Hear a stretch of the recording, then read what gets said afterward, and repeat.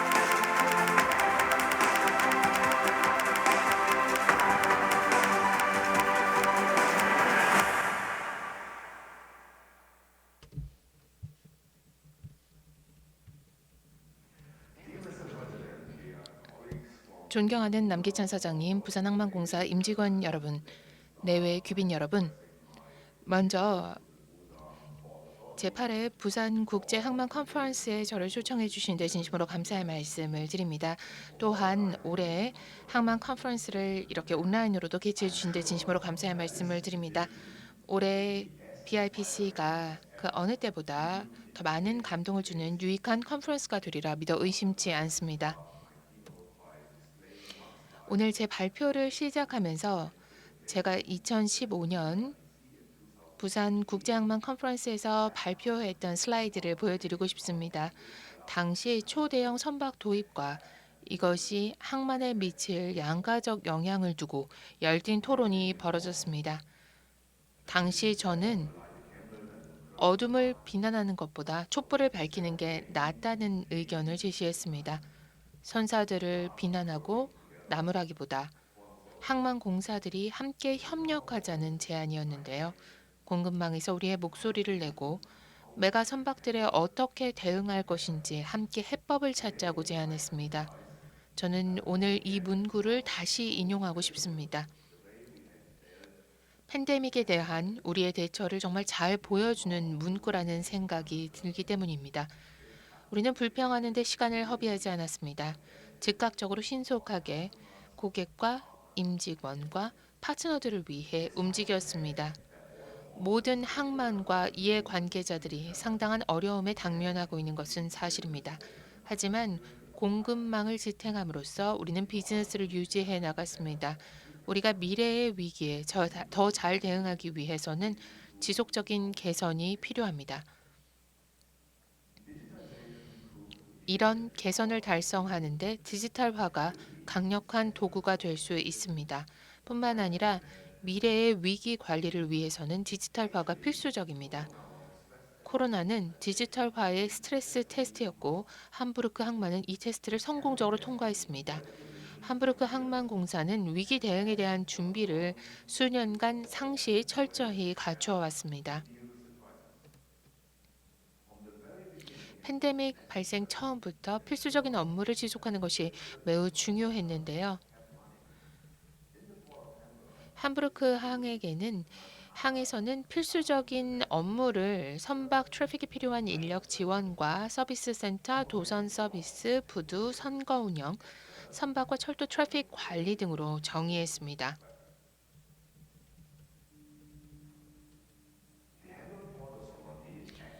우리 공사는 필수 프로세스에 집중해 순환 근무 시스템을 도입하고 재택 근무와 원격 근무를 시행했습니다.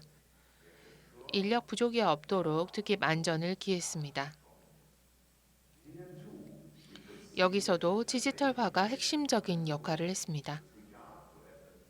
트래픽 관리와 상당 부분의 과압을 원격으로 재택에서 수행할 수 있도록 했습니다. 또 필요한 경우에는 원격 제어로 업무를 수행하고 있습니다.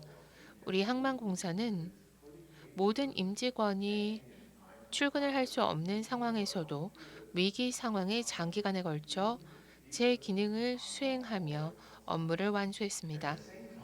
동시에 항만 이용료와 임대료를 유예함으로써 파트너들을 지원할 수 있었습니다.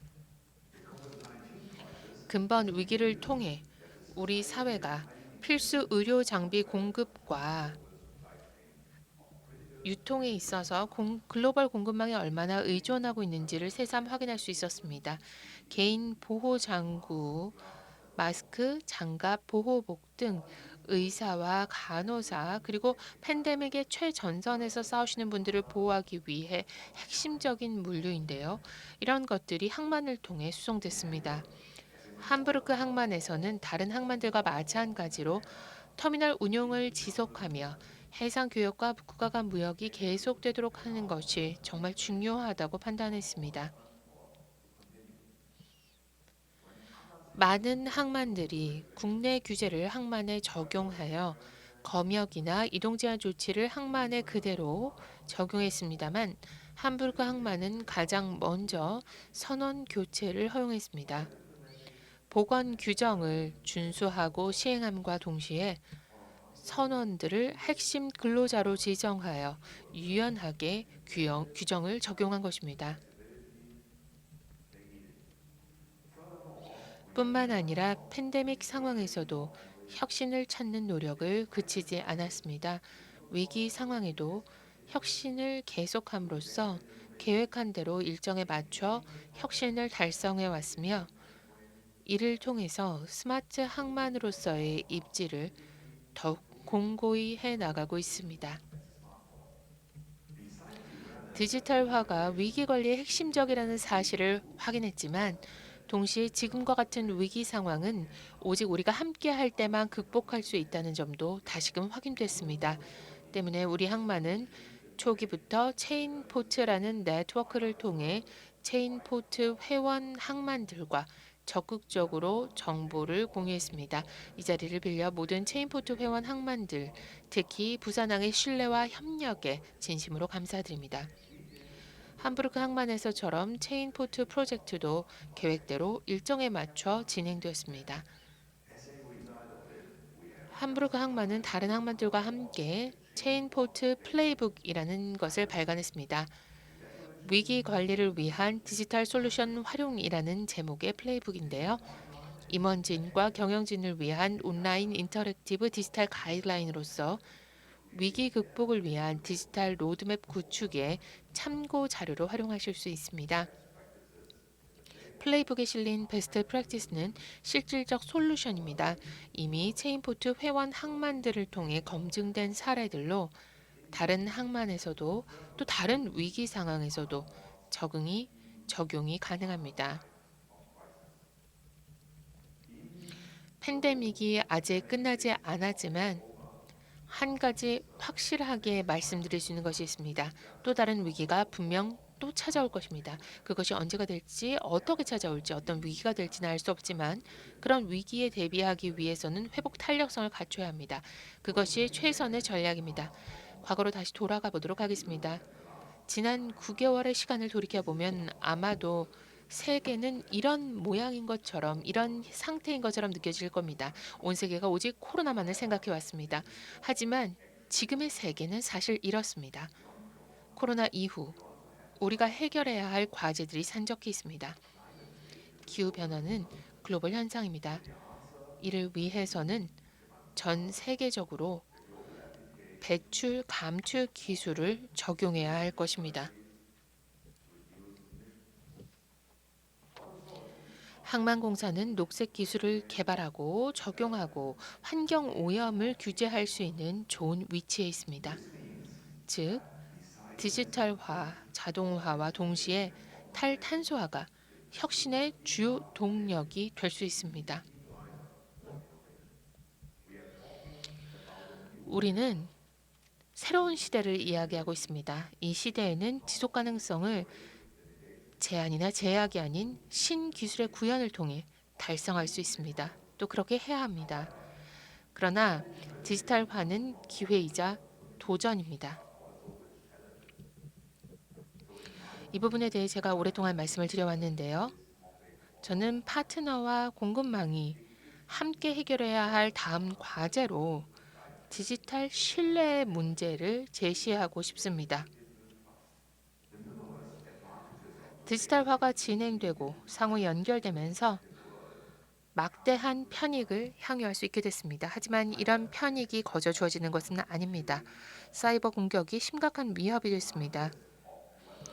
위기 상황이든 통상적인 운영이든 사이버 범죄와 공격에 대한 공동의 해법을 찾아야 합니다. 이를 위해서는 디지털 신뢰 문화 구축이 필수적입니다. 신기술이 채용이 되기 위해서는 두려움을 해소할 수 있어야 됩니다. 신뢰는 공급망 협력을 이끌어내기 위해 핵심적입니다. 사용자의 불신은 심각한 위협이 될 수 있습니다.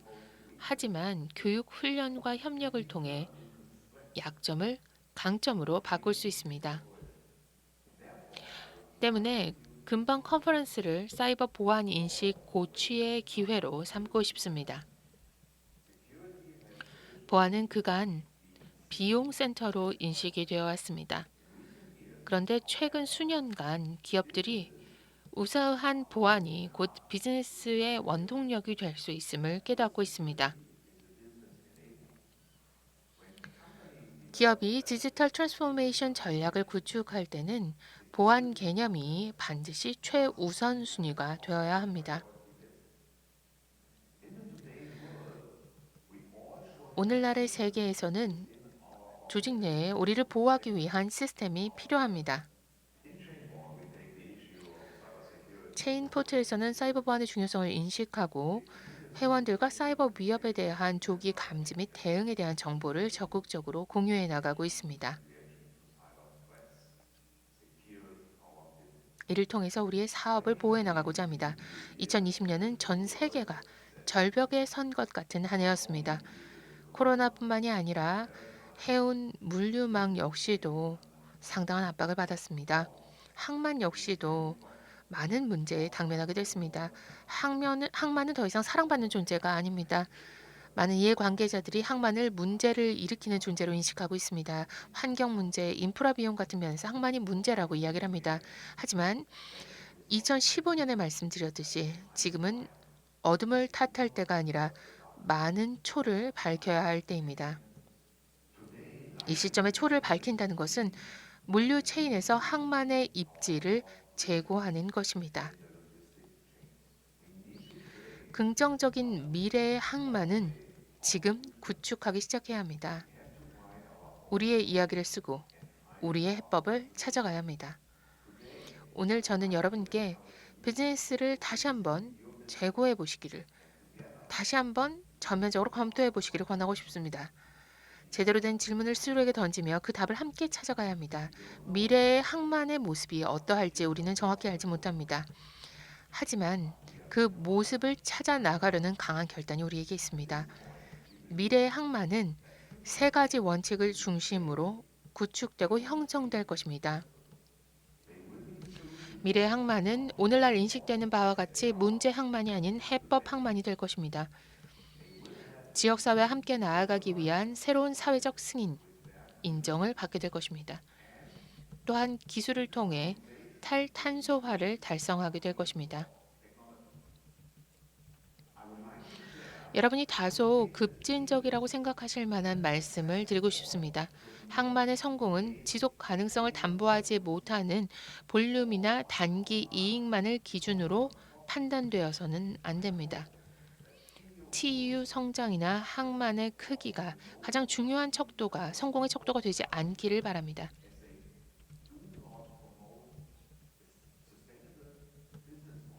지속 가능한 비즈니스 모델을 발전시키지 못하는 것이 성공의 척도가 되서는 안 됩니다. 다른 요소들이 전면에 부상해야 합니다. 우리가 창출하는 일자리의 질, 항만이 제시하는 안전과 보안, 항만의 혁신력, 자유로운 세계와 자유로운 무역을 위한 항만의 역할이 성공의 척도가 되어야 할 것입니다. 경청해 주신 여러분께 다시 한번 진심으로 감사의 말씀을 드립니다. 올해 부산 국제항만 컨퍼런스에 참석할 수 있어 정말 큰 영광입니다. 내년에는 여러분을 부산에서 직접 뵐 수 있기를 고대합니다.